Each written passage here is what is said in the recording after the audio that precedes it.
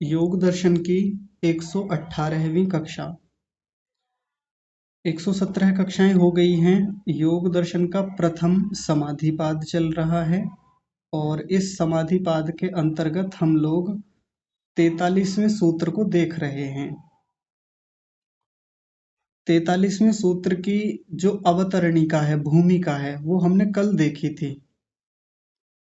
यदि इस पिछले पाठ में से किसी को कोई बात समझ में ना आई हो, कोई शब्द समझ में ना आया हो, कोई सिद्धांत समझ में ना आया हो, या पहले के पाठों से आपने विचार किया हो, चिंतन मनन किया हो और कोई बात समझ में ना आई हो, तो आप पूछ सकते हैं। आप अपना हाथ खड़ा कीजिए और पूछ लीजिए।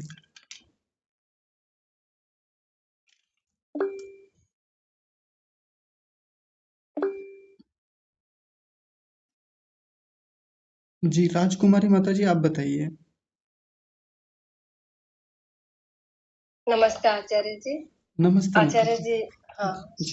आचार्य जी, मेरा सवाल ये था, जैसे हम लोग पढ़ रहे थे कि उपरोक्त जिस इंद्रिय प्रणाली के द्वारा हम लोगों का ज्ञान होता है, फिर समापत्ति होता है, और समापत्ति से जो ज्ञान होता है और हम लोगों का उसी भाव से, उसी प्रणाली से दर्शन भी बनता है। जैसे अभी कल जो पढ़ाया गया है, ततः श्रुत अनुमान प्रभावतः, जी, मतलब वहाँ श्रुत और अनुमान द्वारा ज्ञान होता है, उत्पन्न होता है। जी, फिर आया नाच श्रुत अनुमान ज्ञान सह भूते तद दर्शनम, मतलब ये दोनों में मुझे थोड़ा कंफ्यूजन हो रहा है। यहाँ उत्पन्न हो रहा है लिखा है, फिर सिर्फ श्रुत अनुमान ज्ञान से वो दर्शन नहीं होता है। फोन करें फिर, इसमें मुझे थोड़ा कंफ्यूजन है, क्या आप क्लियर कर देंगे? हाँ जी, बिल्कुल करेंगे ना। हाँ, देखिए, सबसे पहले आपका प्रश्न है प्रत्यक्ष को लेकर के। तो वैसे भी मैं एक बात आज बताने भी वाला था और आपने वो थोड़ा प्रश्न भी रख दिया, तो उस बात को भी थोड़ा स्पष्ट करते हैं। और जो आपका इन दो पंक्तियों को लेकर प्रश्न है, ये वाली पंक्ति और ये वाली पंक्ति, इनको भी अभी देखेंगे। तो ये सभी को ध्यान में रखने वाली बात है कि बात प्रत्यक्ष की चल रही है। और प्रत्यक्ष प्रमाण को जब हमने पीछे देखा था तो प्रत्यक्ष प्रमाण क्या होता है?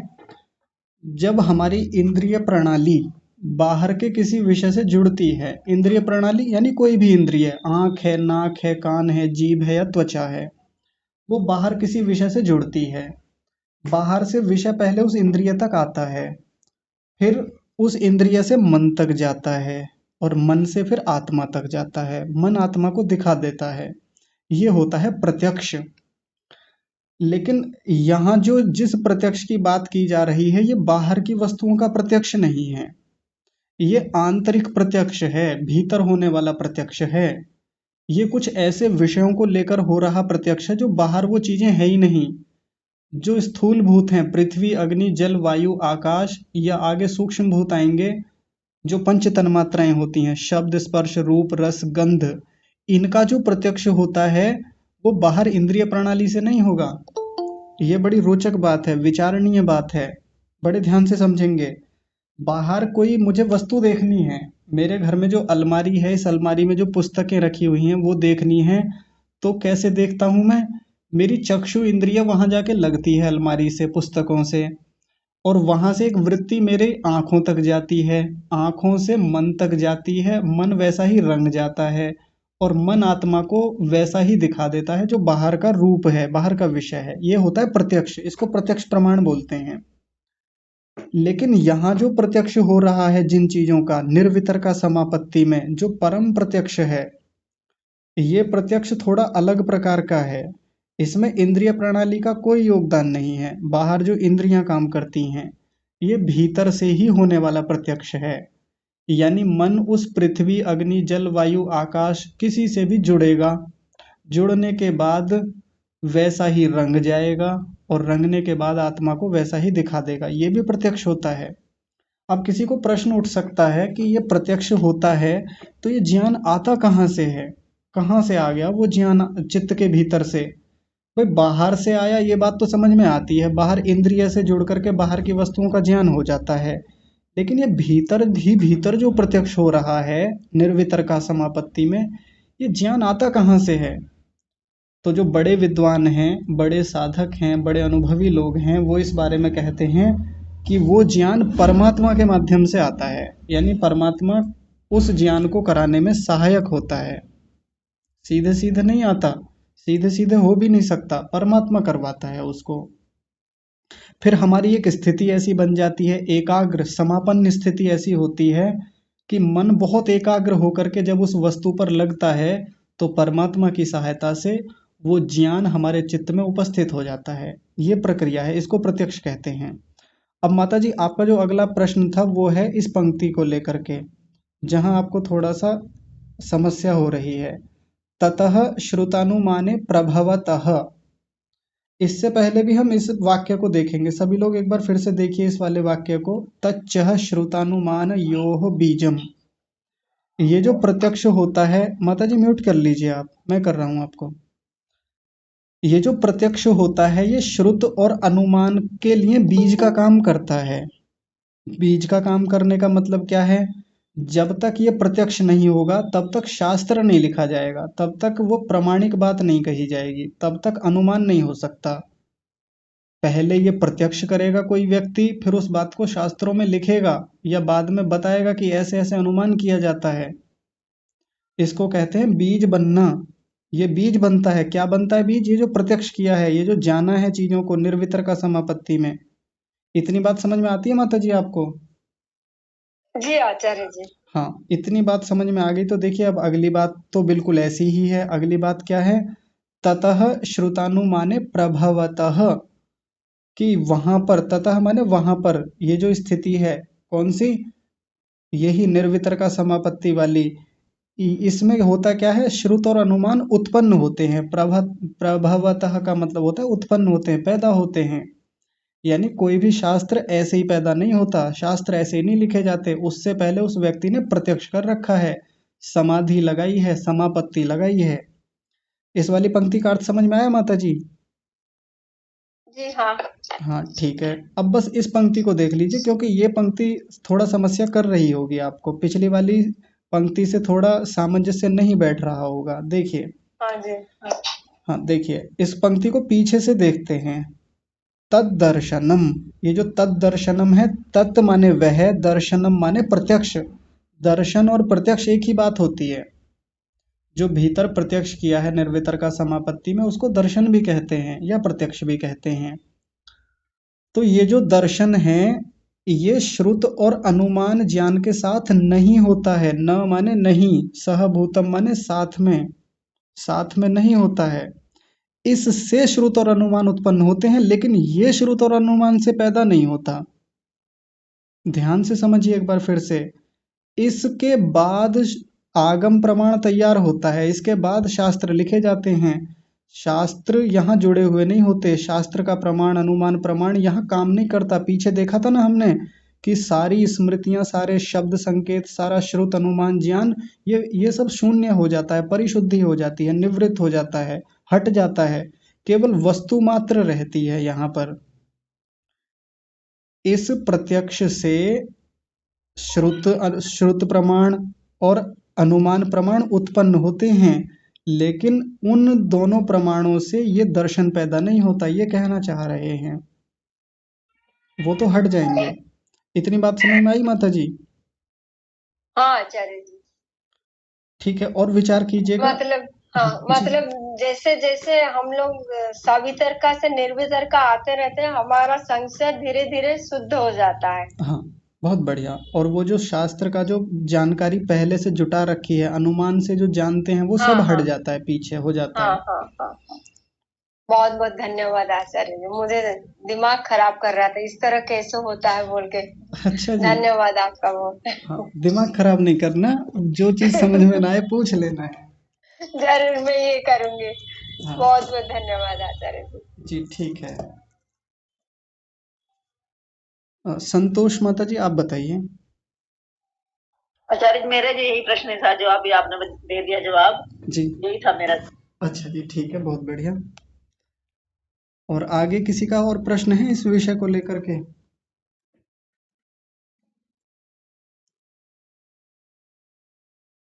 चलिए, अभी प्रश्न नहीं है तो मैं आज आप लोगों को एक चीज दिखाता हूँ।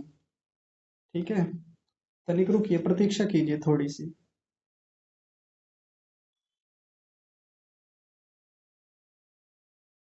हाँ देखिए, अभी एक दिन मैं बाजार में गया तो बाजार में से मैं एक माला लेके आया। मतलब मुझे माला वगैरह ऐसा कोई पहनने का शौक नहीं है, बस मैं ऐसे ही ले आया। तो आप गूगल पे स्फटिक मणि डालेंगे तो आपको ऐसी वस्तु दिखाई देगी, बिल्कुल ऐसी ही माला। ये दिख रही है ना, मोती जैसी माला। हालांकि ये स्फटिक मणि नहीं है, लेकिन वहां ऐसा दिखाया गया है गूगल पर। वो भी पत्थर ऐसा ही होता है जैसा ये, बिल्कुल कांच के जैसा बना हुआ है, पारदर्शी, आप देख रहे होंगे। तो कल जब कक्षा समाप्त हुई, कक्षा समाप्त होने के बाद में ये माला ऐसे ही यहीं रखी हुई थी सामने, जहाँ अध्ययन करते हैं हम। तो इस माला में आप अंत में देखेंगे ये लाल लाल रंग के धागे से निकले हुए हैं, ये वाले है ना। तो ये ऐसे रखे हुए थे और इसके ऊपर माला के कुछ बीज आ रहे थे ऐसे करके। आपको शायद उतना स्पष्ट नहीं दिखेगा दूर से, ये सामने जब देखते हैं तो बड़ा अच्छे से दिखता है। ये जो माला के जो बीज हैं इनका अपना एक स्वरूप है, अपना भी इनका एक रूप है। लेकिन पीछे जो ये धागे दिख रहे हैं ना, लाल लाल धागे हैं, ये लाल धागे इससे उपरक्त हुए, किससे? इस मणि से। ये जो दाने हैं इनसे, बीज जो हैं इनसे। आपको शायद, हाँ नमस्ते माता जी। देखिए, क्या माता जी, एक बार फिर से बताइए। माला कह रहे हैं वो दिखाई नहीं दे रही, लिखा हुआ दिखाई दे रहा है बस। अभी दिख रहा है? अब बताइए, अभी दिख रहा है? क्लियर तो दिख रहा है। आपका फोटो दिखाई दे रहा है बस मुझे तो। नहीं, अच्छे से दिखाई दे रहा है। कल भी दिखाई दे रहा है। हाँ माता जी, हो सकता है नेटवर्क की समस्या होगी उधर। अभी देखिए, चलिए कोई बात नहीं, नहीं दिख रहा आप ऐसे सुन लीजिए। तो देखिए, आप वैसे भी देख रहे होंगे यहाँ पर, ये लाल लाल दिख रही है ये इसके दाने। तो पीछे से, म्यूट कीजिए जिसका अनम्यूट है अभी। स्वर्णलता माता जी, आप बंद कर लीजिए अपना वीडियो भी, माइक भी। देखिए, अब हुआ क्या, अचानक से मेरी इस पर दृष्टि गई तो पीछे इससे उपरक्त हुआ। किससे उपरक्त हुआ? ये पीछे जो लाल लाल धागे दिख रहे हैं उनसे उपरक्त हुआ। उपरक्त होने के बाद समापन हुआ। समापन मतलब इसमें इसका रूप उतर गया, पीछे जो लाल धागे हैं उनका रूप इन दानों में उतर गया। और फिर क्या हुआ? निर्भासते, वैसा ही जैसा इसका रूप है, एक किसका रूप है? इन धागों का रूप है, वैसा ही ये दाने भी निर्भासित होने लगे, वैसे ही प्रतीत होने लगे, दिखने लगे। हालांकि ये स्फटिक मणि नहीं है, लेकिन थोड़ा थोड़ा स्फटिक मणि जैसे गुण हैं इसमें। अगर मेरे पास शुद्ध स्फटिक मणि हो तो वो प्रयोग बहुत आसान हो जाता है करना। जैसे इसी का एक दाना ले लें और इसके सामने कोई वस्तु रख दें यहीं पर पास में, तो उसका स्वरूप इसमें एकदम से उतर जाता है। देखिए, ये एक दाना इसमें बिल्कुल लाल हो गया है अभी। हो गया ना? पूरी तरह से नहीं दिखेगा क्योंकि ये भी पूरी तरह से स्फटिक मणि नहीं है, और आपको उतना नहीं दिख रहा होगा। मुझे यहाँ से बिल्कुल लाल दिख रहा है ये अच्छे से। ये होता है स्फटिक मणि। ठीक है जी, तनिक रुकिए, मैं थोड़ा सा वो जो स्क्रीन थी उसको साझा कर देता हूँ एक बार फिर से।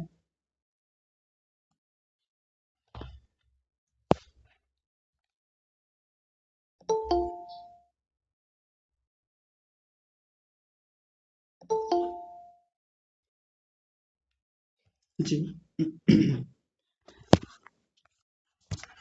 चलिए, और किसी का कोई प्रश्न हो तो बताइए। संतोष माता जी, आपका हाथ फिर से खड़ा हुआ है, आप फिर से कुछ पूछ रहे हैं क्या? नहीं पूछना तो नहीं मुनि जी। आचार्य जी अंतिम लाइन रह गई थी मुझे लगता है ये इसके। हाँ बताएंगे, वो तो बताएंगे, अभी पहले प्रश्न बताइए। नहीं नहीं कोई प्रश्न नहीं है। चलिए ठीक है, चौधरी साहब आपको प्रश्न पूछना है, आप कल प्रश्न पूछ रहे थे अंत में।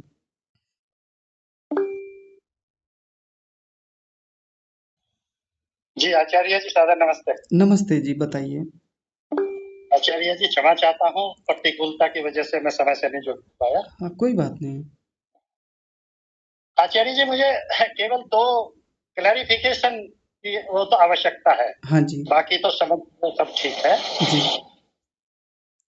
एक तो क्लैरिफिकेशन गुरुजी इसमें 43वें सूत्र में जी जो अवतरणिका में 2 शब्द आए हैं। जी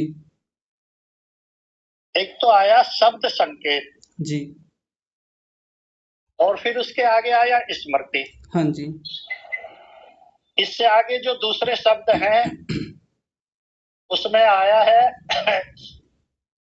शब्द और अनुमान। नहीं, श्रुत और अनुमान, श्रुत है। शुरू अनुमान, हाँ सॉरी, क्योंकि मेरे पास अभी पुस्तक नहीं है। हाँ जी श्रुत और अनुमान। जी तो ये जो शुरू के 2 शब्द हैं स्मृति और शब्द संकेत, इनकी इनको समाप्त होना और आगे वाले जो श्रुत और अनुमान आए हैं, जी तो ये पहले वाले शब्द और ये दूसरे वाले शब्द ये एक ही हैं या इनमें कोई अंतर है? पहले वाले दूसरे जैसे वाले पहला आया शब्द संकेत, जी उस शब्द संकेत को हम श्रुत से ही वो करेंगे या श्रुत और शब्द संकेत में कोई अंतर होगा? हाँ, अंतर होगा जी, बिल्कुल। ये शब्द संकेत का मतलब है वस्तु का नाम। कोई भी वस्तु होती है उसका नाम, जैसे गाय नाम का एक प्राणी होता है, तो जो गाय, ये जो लिखा मैंने ये वाला, इसको बोलेंगे शब्द संकेत। हर वस्तु का अपना एक संकेत होता है, नाम होता है, तो ये तो वो हो गया। शब्द प्रमाण नहीं कहेंगे इसको, शब्द प्रमाण अलग चीज है। तो ये तो हो गया शब्द संकेत। अच्छा। और यहाँ जो श्रुत शब्द आया है, ये आया है शब्द प्रमाण के लिए, यानी शास्त्र की बात को श्रुत अच्छा। कहेंगे, ये शब्द प्रमाण है। जी जी जी जी हाँ जी, तो ठीक। ऐसे ही आर्य जी थोड़ा सा इसमें स्मृति और अनुमान वाले में जाए, ये भी दोनों अलग अलग हुए? हाँ जी, बिल्कुल अलग होंगे जी। दरअसल अभी आगे आएगा, व्यास भाष्य में एक बात आएगी, वहां स्मृति शब्द को इन सबके बाद लगा दिया। शब्द संकेत के बाद भी, श्रुत के भी, अनुमान के भी बाद, सबसे बाद में स्मृति शब्द लिख दिया। यानी शब्द संकेत की भी स्मृति, श्रुत प्रमाण की भी स्मृति, अनुमान प्रमाण की भी स्मृति यहाँ आके परिशुद्ध हो जाती है, हट जाती है। तो स्मृति शब्द को सबके साथ ही लगा दिया वहां पर। हाँ, क्योंकि पहले भी जब ये वृत्ति वाला अध्याय आया था जी, उस टाइम में यही था कि स्मृति तो सारी ही वृत्तियों की स्मृति होती है। हाँ जी, बिल्कुल। और स्मृति की तो भी इसमें तो स्मृति, शब्द भी, और स्मृति की भी स्मृति शब्द होती की है। भी, प्रत्यक्ष की भी, अनुमान की भी, सब वृत्तियों की जो है जो वो आएगी, हाँ जी वो सारी की प्रमाण जो आएंगे जी आगे, जो हमारे उसकी सारी की सारी निद्रा और हाँ उसमें सारे के सारे में स्मृति ही आ जाती है बाद में आकर। हाँ जी हाँ जी, बिल्कुल। जी जी ठीक है। चलिए गुरुजी। अच्छा, एक गुरुजी 42 वाले सूत्र में हाँ जी थोड़ा सा एक थोड़ी सी संशय है, जी बाकी तो सब समझ में आ गया। जी जो बाद वाली पंक्ति है जी जिसमें योगी अपनी समाधि प्रज्ञा प्राप्त जब उनको हो जाती है जी और उसके बाद में उनको जो समाधि प्रज्ञा प्राप्त होने के बाद में जी जब आगे की यदि शब्द से आगे फिर शब्द, अर्थ और ज्ञान के भेद होते हुए भी जी ये एक साथ जो है उनको प्राप्त हो जाते हैं, तब वो जो है समापत्ति होती है। तो ये किसको होती है समापत्ति? इसी योगी को जो समाधि में बैठा है, या किसका जरा ये बाद की समापत्ति किसको होती है? हाँ, इसी को तो होती है। वहां एक शब्द, जो समाधि में जो, हाँ जी जी, उसके लिए एक शब्द लिखा था, तत्र समापन्नस्य योगिनः, जो योगी समापन्न स्थिति में बैठा हुआ है। समापन्न का मतलब होता है ऊंची एकाग्र अवस्था, समाधि वाली अवस्था, संप्रज्ञात समाधि की जी स्थिति। जी जी जी हाँ जी उन्हीं को ये समापत्ति होगी। हाँ जी, उसी की प्रज्ञा में, उसी के चित्त में। जी, तो इसमें गुरुजी थोड़ा सा जो संशय ये हुआ जी कि जब वो पहले से ही अपनी समाधि में बैठा है, उनको समाधि प्रज्ञा भी हो गई है, जी तो फिर ये दोबारा से समापत्ति, ये वाली थोड़ा सा प्रकरण समझ में नहीं आया। दोबारा कहाँ हो रहा है, उसी बात को बता रहे हैं, वो एक ही बात है, दोबारा तो कोई बात आई नहीं। अच्छा, उसी को ये बाद में दोबारा से स्पष्ट किया गया। हाँ जी, उसी पंक्ति को बाद में निष्कर्ष के रूप में बता दिया बस।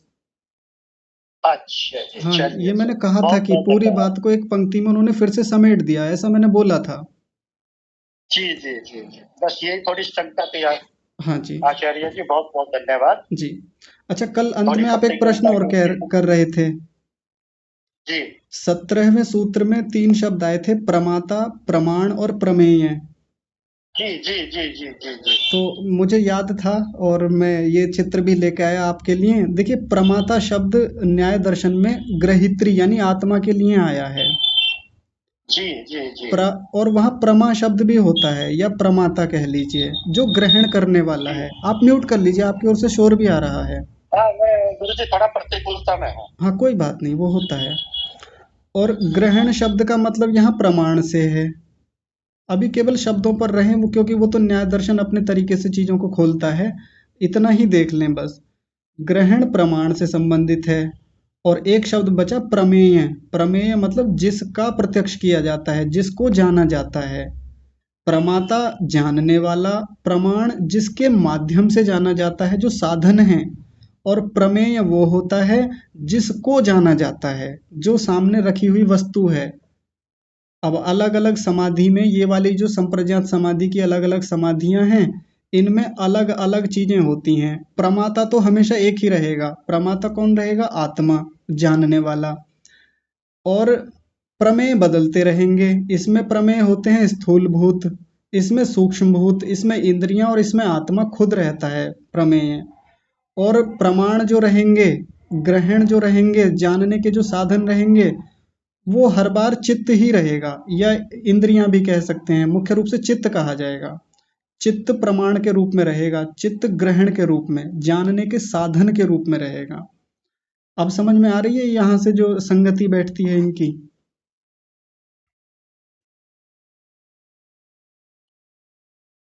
धन्यवाद आचार्य। हाँ जी, ठीक है। चलिए, ठीक है। आचार्य जी जो बताए चित्त ग्राह्य के रूप में रहेगा। नहीं, चित्त ग्राह्य के रूप में नहीं रहेगा। चित्त तो ग्रहण के रूप में होता है। ग्रहण यानी साधन, साधन यानी जिससे हाँ जाना हाँ, जाता है। साधन इंद्रियां आप बताए थे। हाँ, इंद्रियां भी हो। ग्रहण के रूप में साधन और इंद्रियां बताए थे, वो चित्त ही रहेगा हाँ नहीं। हाँ, चित्त भी कह सकते हैं यहाँ पे, क्योंकि हाँ चित्त भी हाँ, वो साधन के रूप में ही काम करता है। धन्यवाद आचार्य। जी आचार्य और एक रिक्वेस्ट है। जी, बताइए ना। आचार्य जी आप अभी जो पढ़ा रहे हैं बता रहे हैं वो काफी डीप है, जी इसलिए अगर आप बीच बीच में एक सवाल पूछ के करेंगे तो हम लोगों का और थोड़ा इग्नाइट हो जाएगा माइंड। हाँ जी, ठीक है। हाँ यही एक रिक्वेस्ट जी, है। हाँ, ये बात तो ठीक है कि थोड़ा मामला गंभीर है, कठिन है हाँ और थोड़ा गहरा है, तो आराम से चलेंगे, बार बार देखते रहेंगे। हाँ, बीच बीच में आगे एक सवाल पूछ लीजिएगा, हम लोग जवाब देते वक्त सोचना आराम से होता है। जी, ठीक है। विजय लक्ष्मी माता जी कुछ पूछ रही हैं क्या? आपने हाथ खड़ा किया था। जी आचार्य जी, कल हम कक्षा में नहीं थे ना, इस वजह से जी ये कहना चाह रहे थे कि जो कल आपने जो पढ़ाया था 43वीं सूत्र, इसका थोड़ा सा अर्थ बता देते तो अच्छा होता। हाँ जी, ठीक है, बता देंगे। वैसे आप कक्षा भी देख सकते हैं, यूट्यूब पर तो है, वहां देख लेंगे तो स्पष्ट हो जाएगा। जी आचार्य जी, मेरे फोन में यूट्यूब बंद हो गया है, अब चलता नहीं है। अच्छा फोन जी। पुराना हो गया है तो बंद हो गया है। अच्छा, ठीक है, मैं बता दूंगा। अभी रुक जाइए, जी पहले और देख धन्यवाद। लेते हैं। जी, बड़े जी भैया जी आप। जी जी। जी, आप बताइए भैया। नमस्ते आचार्य जी। नमस्ते जी। जी, ग्राह्य से जहाँ हमने प्रमेय लिया था, जी तो पीछे जो हम गणित पढ़ते थे तो वहां पर प्रमेय आती थी सिद्ध करने के लिए। हाँ जी। तो ये प्रमेय का अर्थ एक बार क्लियर कर दीजिए, ये स्पष्ट नहीं हुआ। इस बात पर वैसे तो कभी विचार गया नहीं कि वो जो प्रमेय हम पढ़ते थे, थ्योरम बोलते हैं ना अंग्रेजी में, थ्योरम। हाँ जी, थ्योरम ही था। थ्योरम बोलते हैं। तो ऐसा तो वहां से गणित वाली थ्योरम से जो रेखा गणित में पढ़ते थे, वहां से कोई संगति बैठेगी ऐसा अभी तक विचार नहीं किया कभी। विचार करेंगे तो बताएंगे। और ये जो प्रमेय शब्द है, दरअसल ये न्याय दर्शन का शब्द है। न्याय दर्शन में इसकी चर्चा है, बहुत लंबी है। जैन दर्शन में भी ये प्रमाण, प्रमेय, प्रमाता आते हैं। तो वहां से प्रमेय शब्द को ठीक से कैसे देखेंगे, प्रमाणों में कैसे इनका प्रयोग होता है, ये कैसे प्रमेय के रूप में प्रयुक्त होता है, तो ये तो न्याय दर्शन से ही एक बार देखा जा सकता है। अभी फिलहाल इतना देख लीजिए कि जो वस्तु सामने उपस्थित है, जिस पर ध्यान लगाया है, जिसको जानना चाहते हैं, उसको प्रमेय कहेंगे। इतना अभी मोटा मोटा आप समझ लीजिए। ठीक है जी। ठीक है, धन्यवाद। हाँ जी। और किसी का कोई प्रश्न हो तो बताइए।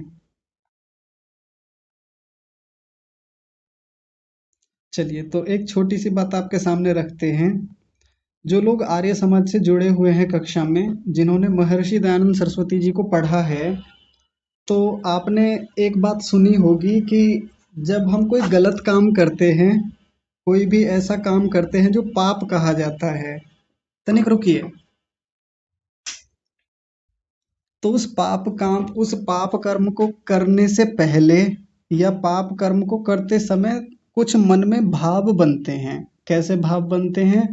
तो एक तो भय होता है, एक शंका होती है, एक लज्जा होती है, डर लगता है हमको गलत काम करने से पहले, या गलत काम जब करते हैं तब भी लगता है, और जब गलत काम कर देते हैं उसके बाद भी कई बार डर लगता है, हमको भय लगता है, शंका भी होती है मन में। शंका कैसे?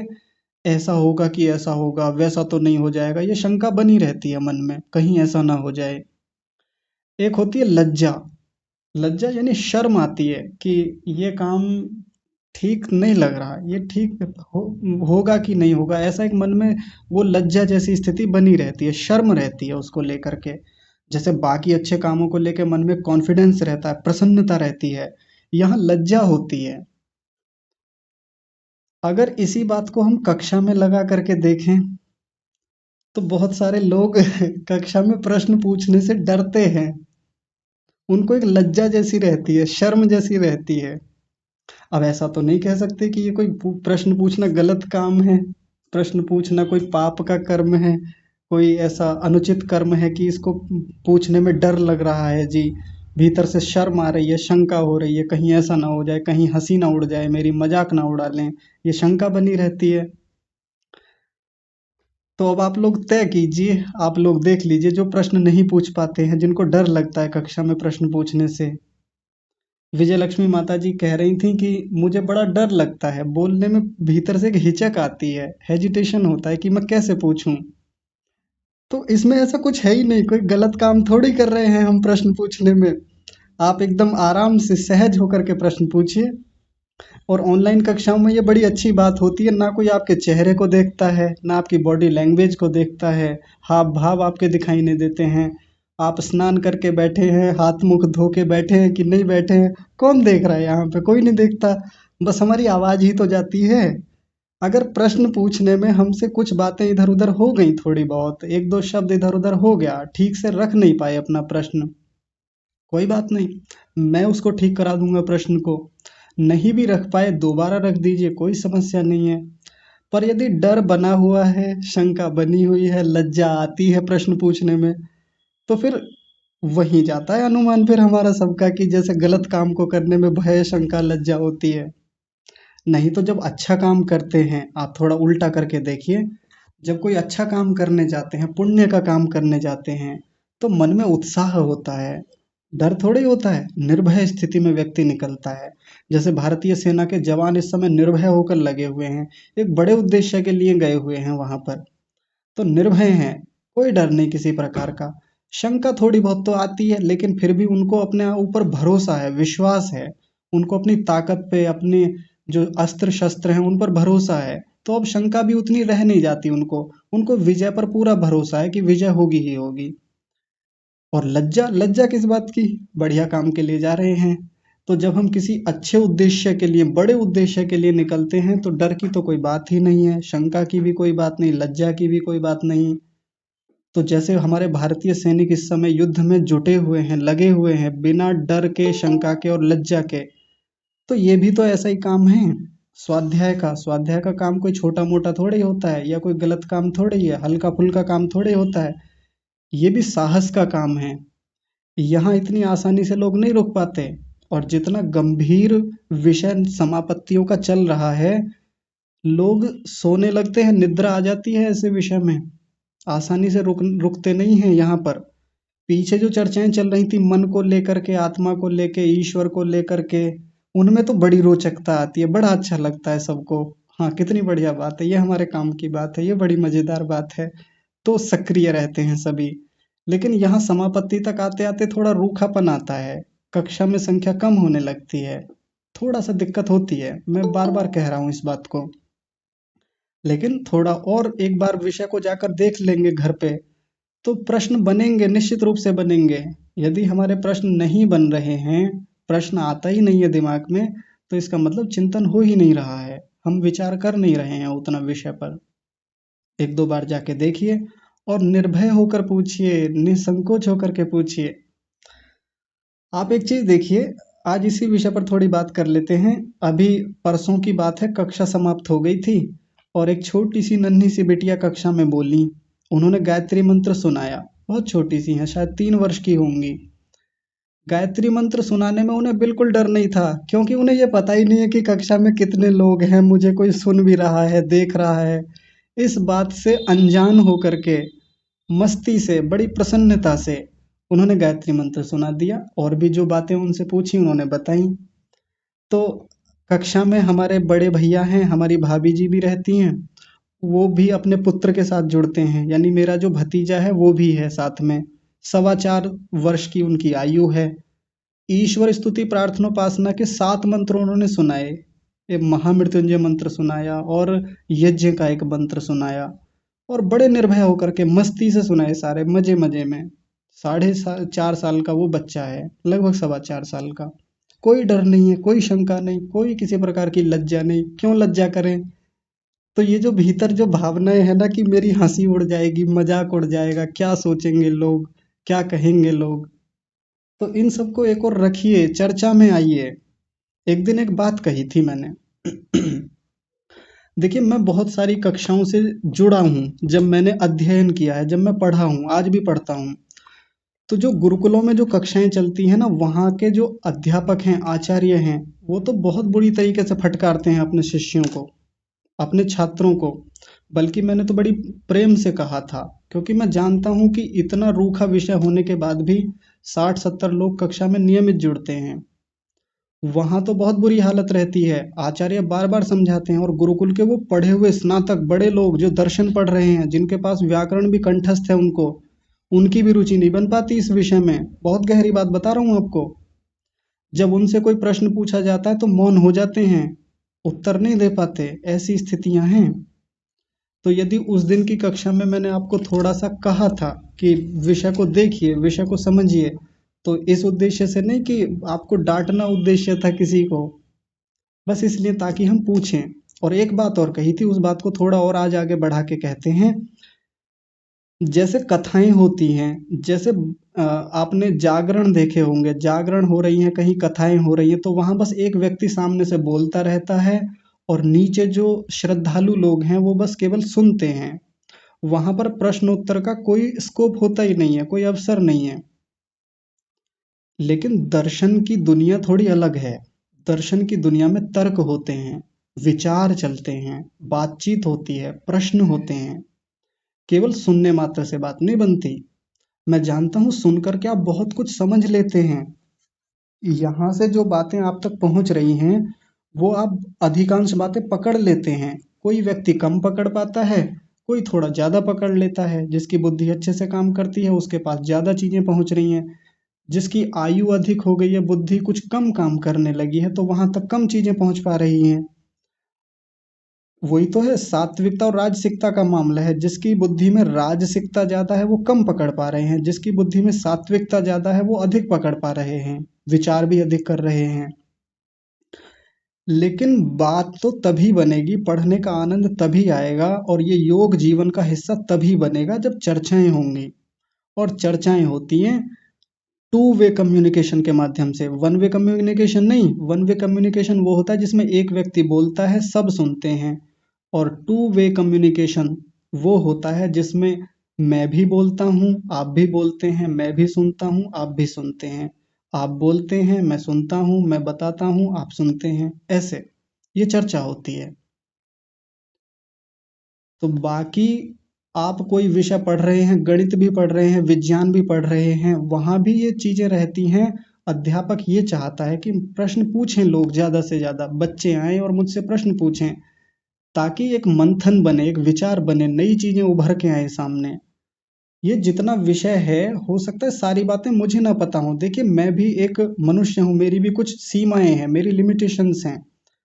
लेकिन आप लोग जब प्रश्न करेंगे तो हो सकता है प्रश्न करने करने की प्रक्रिया में कोई नई चीज मुझे मिल जाए, किसी और नई चीज पर काम करने का एक स्कोप तैयार हो जाए, कोई और विचार खड़ा हो जाए वहां से। इसलिए विचार करें, बार बार प्रश्न करें। कक्षा में नहीं कर सकते, व्यक्तिगत कर लीजिए, व्हाट्सएप पर भेज दीजिए। बाकी बड़ी खराब बातें भी कही जाती हैं इसके बारे में, वो मैं आपको नहीं कहूंगा। ऐसा भी कहा जाता है कि जिनके मन में प्रश्न कभी उठते ही नहीं हैं, उनको तो परतंत्र माना जाता है। जैसे कोई गुलाम व्यक्ति होता है, दास होता है, वो रहता है एक स्थान पे, उसके मन में कभी प्रश्न उठते ही नहीं है।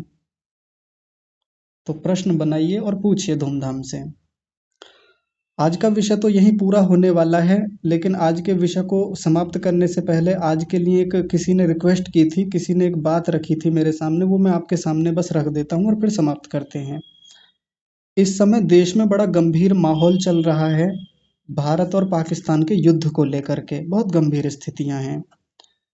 हमारी भारतीय सेना के पास वो सब सामर्थ्य इस समय है, हमारी सरकार के पास भी वो सब स्थितियां उपलब्ध हैं कि वो पाकिस्तान जैसे देश को संभाल लेंगे, उसका सामना कर लेंगे। उसका प्रत्युत्तर जो भी देना है या अपनी ओर से जो भी करना है, उनके पास सब व्यवस्थाएं उपलब्ध हैं, सब कुछ है। लेकिन कुछ जिम्मेदारियां हमारी भी हैं। वो जिम्मेदारियां कुछ भविष्य को लेकर हैं, कुछ वर्तमान को लेकर हैं। और मेरे जैसे व्यक्ति का एक कर्तव्य है कि जिसके साथ यदि कुछ लोग जुड़े हुए हैं, तो मैं भी जागरूकता के लिए, सतर्कता के लिए, एक देश का जागरूक नागरिक होने के नाते मैं भी कम से कम लोगों तक सही चीजें पहुंचाऊं, अफवाहों पर ध्यान न दूं, और अफवाहों को आगे बढ़ाने में मैं बिल्कुल मदद ना करूं। अफवाहें बढ़ेंगी, गलत सूचनाएं आगे बढ़ेंगी, तो इसका नुकसान देश को होने वाला है, हमारी भारतीय सेना को होने वाला है। बहुत सारे सोशल मीडिया पर न्यूज़ चैनल हैं, बहुत सारे और भी टीवी के प्लेटफॉर्म्स हैं, जहां पर लोग दुनिया भर की खबरें चला रहे हैं, प्रसारित कर रहे हैं। वहां से छोटी छोटी क्लिप कट के आती हैं, बहुत सारी क्लिप पाकिस्तान से भी आ रही हैं, अन्य माध्यमों से खड़ी की जा रही हैं। या जो देशद्रोही तत्व हैं वो भी भेज रहे हैं अन्य प्रकार की सूचनाएं। और आप तो देखेंगे टीवी न्यूज़ पर क्या से क्या नहीं चल रहा है, बहुत सारी चीजें चल रही हैं। ऐसा भी चल रहा है कि पाकिस्तान पर बस कब्जा होने वाला है, पाकिस्तान पे कल को तिरंगा झंडा गड़ जाएगा इस्लामाबाद में, और पीओके हमारा हो चुका है। इतनी आगे तक की बातें जो अभी हुई भी नहीं है, ऐसी ऐसी खबरें चलाई जा रही हैं। और अपने लोग उन क्लिप्स को अपने स्टेटस पर, अपने ग्रुप्स में या बाकी सोशल मीडिया अकाउंट्स पे धड़ाधड़ शेयर किए जा रहे हैं, लगातार किए जा रहे हैं। और जो भारतीय सेना से संबंधित जो वीडियो है या गुप्त बातें हैं, उनको भी साझा किए जा रहे हैं। हमको इन सब से बचना है। ऐसी कोई भी जानकारी जो बिल्कुल ऑथेंटिक सोर्स से प्राप्त है ही नहीं, उसको साझा करने से बचना है। प्रयास करें कि ऐसे सोर्स हमारे पास उपलब्ध हों। सोशल मीडिया पर भी जो ऐसे लोग हैं जो प्रामाणिक हैं, बड़े हैं, जो सीधे सरकार द्वारा संचालित हैं या नियंत्रित हैं, प्रयास करें कि वहां से जो जानकारियां उपलब्ध हैं उनको बाकी जगह भेजें, प्रसारित करें, कोई समस्या नहीं है। और ऐसे में भविष्य की भी तैयारी हो कि भविष्य में यदि युद्ध बढ़ता है या चीजें और गंभीर होती हैं, तो उस समय के लिए भी हम लोग तैयार रहें, अपने आस पड़ोसियों के साथ, अपने रिश्तेदारों के साथ, या हमारे साथ सोशल मीडिया पर जितने लोग उपलब्ध हैं, सब लोगों को सचेत रखें कि भविष्य में जो अंदर के देशद्रोही तत्व हैं, बाहर के जो देशद्रोही हैं, बाहर के जो शत्रु हैं, उनसे निपटने के लिए हमारी सेना सक्षम है, वो उसके पास सब व्यवस्थाएं हैं। लेकिन सबसे बड़ी समस्या वो है देश के आंतरिक जो असुरक्षित तत्व हैं, उनसे बचने की बहुत आवश्यकता है। तो इसलिए सचेत रहें, सतर्क रहें। मेरा एक जागरूक नागरिक होने के नाते कर्तव्य है कि मैं आप सब लोगों को सही जानकारी दूं। और भारत सरकार द्वारा या भारतीय सेना द्वारा जो गाइडलाइंस इस समय जारी की जा रही हैं, हम उनको निरंतर देखते रहें, उनका पालन करते रहें और ऐसी ही सटीक और प्रामाणिक जानकारियों को बाकी लोगों तक भेजें।